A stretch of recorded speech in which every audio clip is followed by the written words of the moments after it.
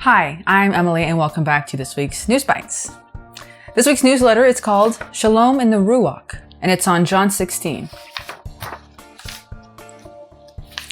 From Eliyahu. Shalom, friends.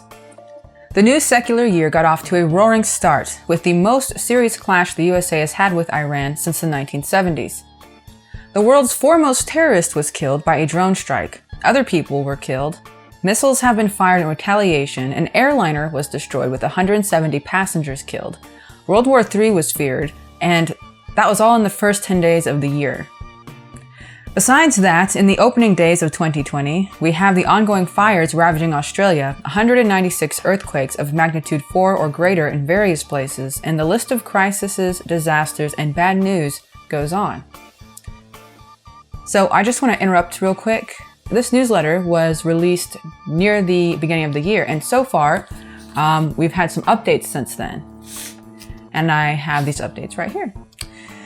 As of this newsletter, I've also just read today that it rained over the weekend, putting out two of the biggest and longest burning bushfires in the region of New South Wales in Australia. Some were saying if the rain continued, the remaining fires could be extinguished by the end of the week, which is great. And while this is wonderful news, heavy rain after a drought and bushfires have left people in low-lying areas needing to evacuate. There's been flash flooding and power outages across the New South Wales state. So we're keeping all our brothers and sisters from Australia in prayer, and I will request that you guys, do the same, because we have remnant there, we have believers there who really need prayer. So, earthquakes, yeah. Well, there were 5 of them in Tennessee, all occurring in less than a 4-hour time span yesterday. Plus more happening all the time if you check out the recent earthquakes on Google. And let's not forget the coronavirus. That happened. It's still happening. I'm sure you've read and heard about it, so I'll just run some quick stats by you.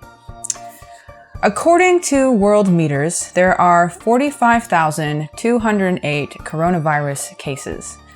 These, of course, are the ones they know about, the ones that are reported. There's probably a lot more that, they don't know about, so it's pretty scary. Deaths, 1,118. 4,849 have recovered. Though that's great, this is a pandemic, as in it's covering a lot of ground. The director of the National Institute of Allergy and Infectious Disease, Dr. Anthony Fauci, has expressed concerns of it spreading and turning into a global problem.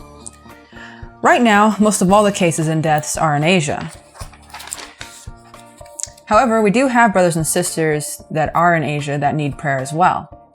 We have a couple of partners on our Tsiyon Academy, actually, who are trying to currently flee China.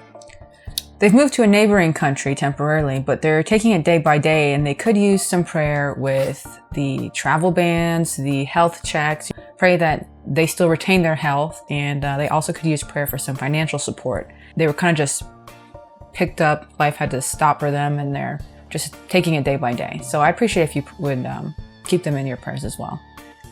And that's kind of the updates I had. So I shall continue reading the newsletter to you from kind of down lower, as there was still some other news in there. But of course I'll link it so you can read the full newsletter about the polar bears. It's exciting. Anyways, there still remains more than enough stressors in the 21st century world to send the average Joe looking to find some peace. Indeed, the world is moving so fast, we're all pretty much suffering from future shock, and there's no signs that the good old days, whatever they were, will ever return. People are constantly on edge, never knowing what absurdity they will be dealing with next. Fortunately for us believers, we know our real future doesn't lie in this world. Our real life will begin when our Messiah returns. He promised us, "I will see you again, and your heart will rejoice. No one will take your joy away from you." John 16:22. And what a great hope it is. Eternal joy with our Messiah is coming. Having real hope is a great help getting through all the craziness this world throws at us. More good news though, Messiah also gave us the Spirit of the truth to help guide us through the evil and confusion of this world. He said, "However, when He, the Spirit of truth, has come, He will guide you into all truth. For He will not speak from Himself, but whatever He hears, He will speak. He will declare to you things that are coming. John 16:13.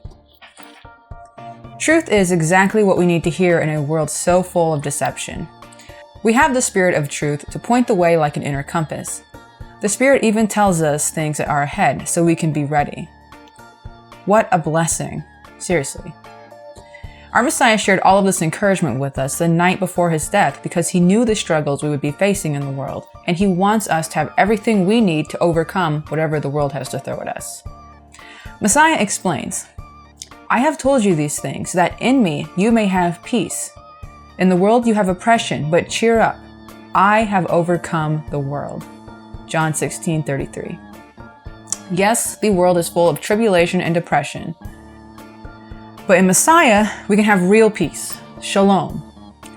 I like that Messiah says, cheer up. Indeed, we should, because he overcame the world, and in him, we can do the same.